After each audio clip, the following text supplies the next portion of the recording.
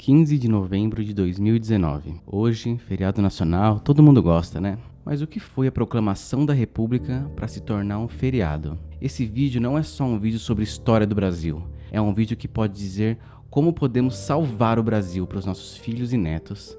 Então, povo patriota, povo que ama o Brasil, por favor, acompanhe até o final para entender e compartilhe a ideia para sermos cada vez mais fortes. Hoje completam exatamente 130 anos da proclamação da República Brasileira. E o que isso quer dizer exatamente? É algo para se comemorar? O Brasil passa por uma crise política e moral há muitos anos. Na verdade, toda a história da República é cheia de golpes, intervenções, guerras pelo poder, manipulação, mentiras, e todos esses males só tiveram espaço para crescer exatamente nesses últimos 130 anos. Pois antes disso, éramos o Império do Brasil. Tínhamos o imperador Dom Pedro II, que exercia o poder moderador, ou seja, ele não tinha como função governar o país como faz um presidente hoje em dia, mas tinha a função de vigiar todos os outros poderes, zelar pela nação, podendo inclusive, em caso de crise, corrupção ou caos político, diluir o Congresso, o Legislativo e o Executivo, convocar novas eleições para estabelecer a ordem e a prosperidade da nação, e tudo isso dentro da lei, como função legítima de um imperador. Mas voltando para a data de hoje, resumidamente, no dia 15 de novembro de 1889, Marechal Deodoro da Fonseca, enganado por seus próprios companheiros de exército, expulsou do Brasil o imperador Dom Pedro II, o maior líder que já tivemos, um gênio de sua época, admirado como imperador pelo mundo inteiro, e colocou fim ao Império do Brasil, e fim ao período de maior progresso, respeito e estabilidade de toda a história do nosso país. Marechal Deodoro foi enganado pois ele não queria proclamar a república e acabar com o império. Ele era amigo de Dom Pedro II, e inclusive era monarquista. A intenção de Marechal Deodoro era derrubar o gabinete de Ouro Preto, e assim foi feito. Porém, foi instigado por seus companheiros militares através de uma mentira. Disseram a Deodoro que o imperador havia nomeado para o Conselho de Ministros um político do Rio Grande do Sul, chamado Silveira Martins. Porém, na verdade, o imperador Dom Pedro II havia nomeado outra pessoa ao cargo, chamado José Antônio Saraiva. Em algum tempo antes disso, Deodoro e Silveira Martins haviam disputado o amor de uma mulher, chamada Maria Adelaide Meireles. E nessa disputa pela conquista do coração da moça, Silveira Martins saiu vitorioso, e desde então Deodoro cultivou um ódio enorme por Silveira Martins. E ao receber a notícia falsa, exclamou com vigor: "Esse não! Esse nunca!" E aproveitando o momento de raiva de Marechal, foram até o imperador, disseram que ele estava fora do governo e deram um prazo de um dia para que toda a família real embarcasse para a Europa. Dom Pedro II, temendo uma revolta popular contra o que estava acontecendo, já que o imperador era adorado por todo mundo e tinha cerca de 90% de aprovação popular, aceitou o que foi imposto e deixou o Brasil em direção ao exílio na França. Dom Pedro II abriu mão do seu reinado para evitar o derramamento de sangue brasileiro e naquela mesma noite partiu. Esse foi o desfecho do que chamamos de Proclamação da República, um golpe de Estado que tirou do poder um dos maiores chefes de Estado do mundo, colocou fim à monarquia e fim a um país que estava nos trilhos para ser uma potência mundial, que era a quarta maior economia global, segunda melhor marinha do mundo. O Brasil estava tão de igual para igual com os grandes países que um exemplo disso é que recebemos energia elétrica pela primeira vez no mesmo ano que os Estados Unidos. E com o fim da monarquia, se deu início a um outro país, muito diferente do que existia até então. Tudo baseado em uma dor de cotovelo de um general do exército. Então temos a primeira ditadura brasileira. Mas não podemos deixar a culpa do fim do nosso império somente com o Marechal Deodoro, mas também com outros grupos que buscavam benefícios próprios, como os fazendeiros que se revoltaram contra o império na assinatura da Lei Áurea pela princesa Isabel, lei que libertou definitivamente os escravos em 1888. Os fazendeiros haviam perdido sua força de trabalho e exigiam do governo que os indenizasse pelos escravos libertados. E também o próprio exército, que alegava que não tinha o devido prestígio e destaque no império, dizendo que eles lutaram na Guerra do Paraguai, mas quem tinha destaque era a marinha. Ou seja, grupos defendendo seu próprio interesse somente e colocando isso acima do futuro da nação. Mas será que a República deu certo depois disso? Vamos tentar resumir. A primeira tentativa de a República dar certo começou logo após a expulsão de Dom Pedro II com uma ditadura militar. Os monarquistas que se opunham à República eram reprimidos com violência e até assassinados. Os primeiros anos ficaram conhecidos como República da Espada. Inclusive, a ilha Anhã Tongrim, em Florianópolis, era local de fuzilamento de monarquistas, ordenados pelo segundo presidente do Brasil, Floriano Peixoto. Inclusive, Florianópolis tem esse nome por conta de Floriano.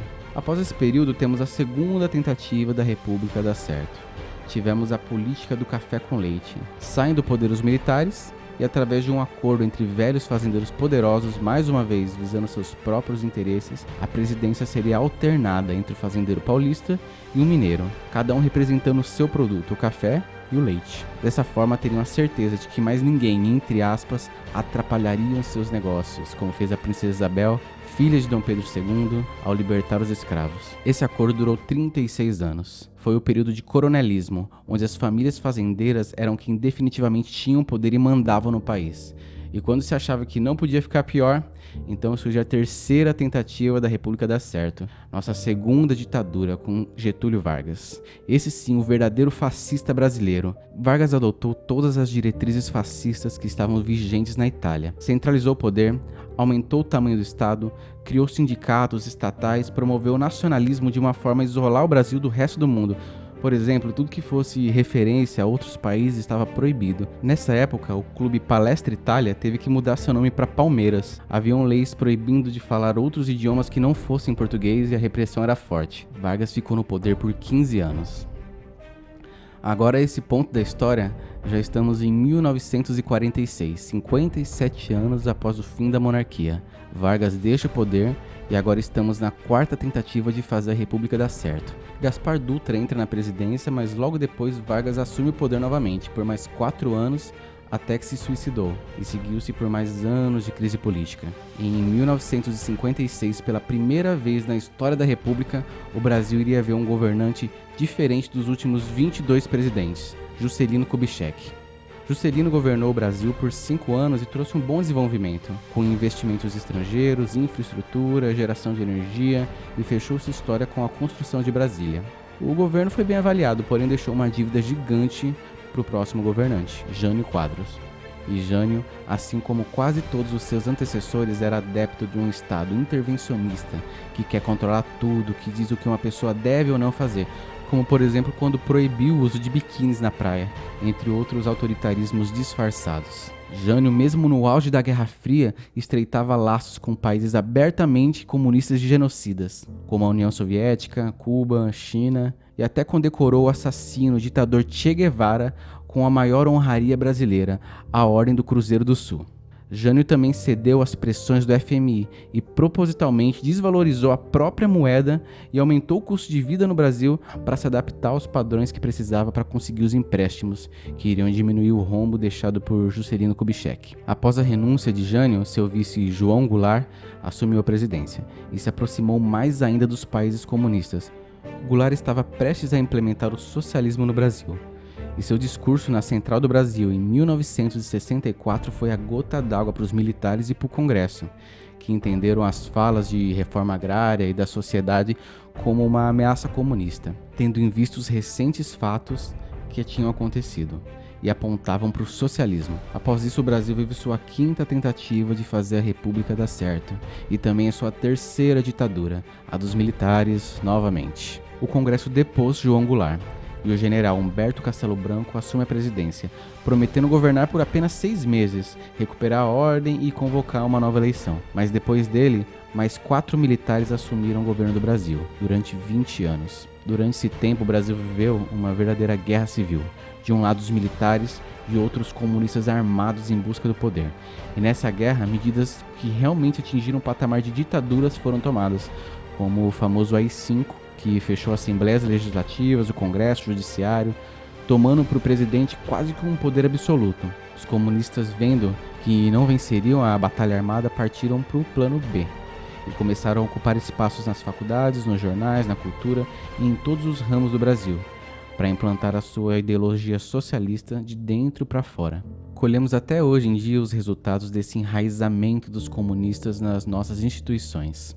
Em 1985, após muitas manifestações insufladas pelos próprios guerrilheiros socialistas que agora formavam partidos políticos e que pediam o direito de voltar a votar para presidente, os militares entregaram o poder. E então é feita a sexta tentativa da República dar certo no Brasil, onde tivemos Sarney, Collor, FHC, Lula, Dilma e Temer, todos envolvidos em processos de corrupção, principalmente nos governos do PT, onde milhões de reais foram desviados para outros países a fim de reerguer o socialismo latino, agrupar forças socialistas em todo o continente e se perpetuar no poder. Aparelhou todas as instituições do Estado, comprou votos no Congresso para ter projetos aprovados e usou o Brasil como se fossem donos de tudo. Segundo delações, em 16 anos de governo PT, R$500 bilhão foram roubados dos cidadãos brasileiros.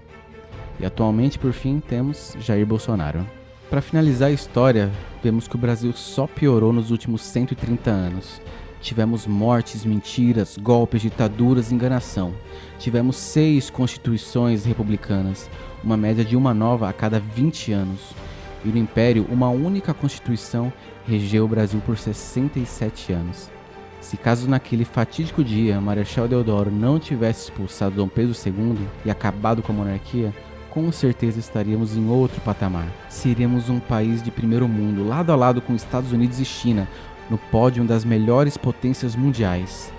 Dom Pedro II já tinha planos para o século XX. Após a abolição da escravidão, haviam projetos de entregar aos negros terras vizinhas às estradas de ferro, para que pudessem começar novamente suas vidas. Inclusive, essas mesmas estradas de ferro que Dom Pedro II começou, só voltaram a ter investimentos esse ano, em 2019.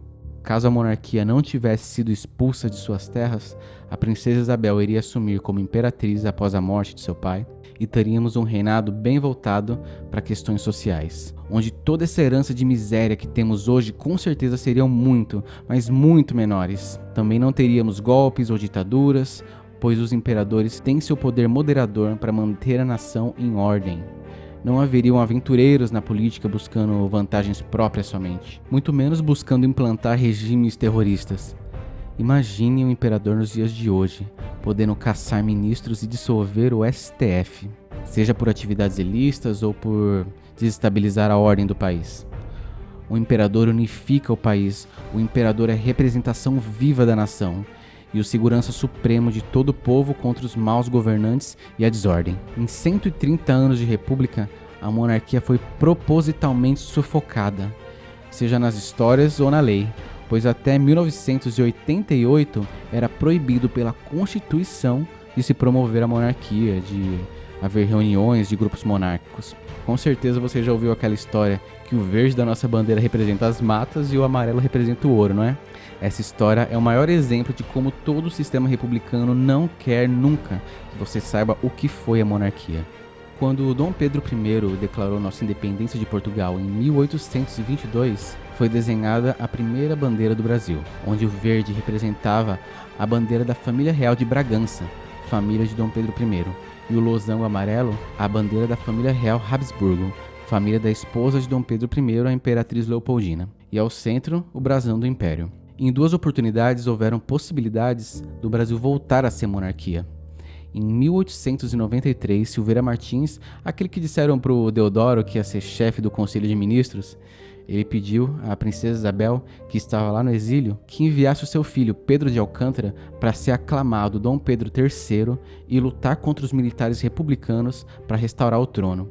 Porém, Isabel negou, seguindo os passos do seu pai. Não se dispôs a entrar numa guerra por poder.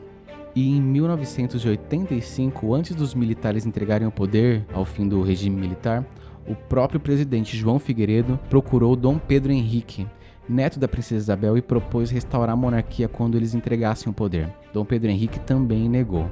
Diz que só aceitaria voltar ao poder com aclamação popular, e não devolvendo o golpe que levaram com outro golpe. Um detalhe interessante é que quando foi proclamada a República, Marechal Deodoro disse que a República estava provisoriamente declarada e que no momento oportuno o povo seria consultado sobre o mesmo. Pois então, mais de 100 anos depois, em 1993, o povo foi realmente consultado. Houve um plebiscito onde as pessoas poderiam votar se queriam manter a República ou voltar à monarquia. Porém, os republicanos, donos da máquina do Estado, fizeram questão de fazer a vitória ser mais difícil para os monarquistas. Pois além dos 100 anos de proibição de se falar, estimular ou reunir grupos monárquicos, a educação brasileira por muito tempo jogou a história no lixo. Então as pessoas nem sequer sabiam o que era exatamente uma monarquia ou uma república. o STF também proibiu os príncipes de aparecerem em campanhas na TV.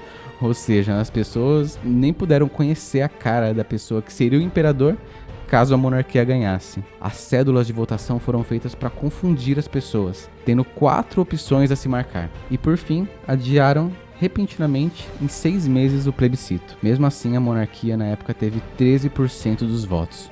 Um grande primeiro passo. Outro fato interessante é que foi oferecido a Dom Pedro II uma quantia muito grande em ouro, para ele poder viver no exílio com a sua família. Porém, o imperador questionou de onde vinha o dinheiro. Foi respondido que vinha do Tesouro Nacional. Foi então questionado se o Congresso foi consultado sobre a oferta da quantia, e a resposta foi que não. Dom Pedro II então negou o ouro, preferiu viver o resto de sua vida humildemente do que aceitar dinheiro público sem as devidas autorizações. O caminho para recuperar o Brasil com moralidade, próspero e sem crises políticas é com a monarquia parlamentarista. Precisamos aclamar o imperador de júri do Brasil, Dom Luiz Gastão de Orleans e Bragança. Precisamos de um imperador de tradição e confiança, como toda a família Orleans e Bragança sempre mostrou ser, para ser os eternos seguranças do Brasil, para ser o pai da nação e para assegurar que nenhum outro partido corrupto, o STF ou nenhuma instituição corrompida coloque nosso futuro em jogo novamente. O povo continuaria votando normalmente em deputados, governadores, prefeitos, tudo continuaria normalmente. O papel que é exercido hoje pelo presidente ficaria a cargo do primeiro-ministro, que é um representante do partido mais votado do Congresso. Porém, teríamos um imperador que não precisa se envolver com sujeira política, pois seu cargo é vitalício para poder vigiar e defender nossa nação. Tudo dentro da lei. O Brasil foi idealizado por José Bonifácio e a Imperatriz Leopoldina para ser um império. E é só com o império que o Brasil vai estar seguro para crescer novamente. Conheça mais sobre a monarquia, pesquise mais. No YouTube existem excelentes fontes de informação, como o canal Brasil Paralelo, TV Imperial e vários outros documentários disponíveis. Conheça o Império do Brasil e vamos juntar forças para recuperarmos nossa dignidade e nossa história, sem mais ditaduras ou golpes, e garantirmos o futuro que o Brasil sempre mereceu e sempre teve potencial para ter. Queremos a restauração da monarquia.